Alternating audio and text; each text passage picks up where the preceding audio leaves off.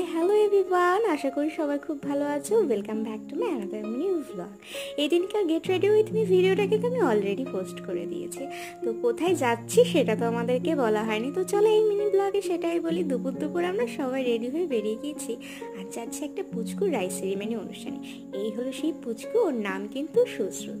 যেহেতু দুপুর দুপুর অনুষ্ঠানটা ছিল, গিয়ে একটু ঠান্ডা দিয়ে গলা ভিজিয়ে নিয়ে লাঞ্চে বসে গিয়েছিলাম।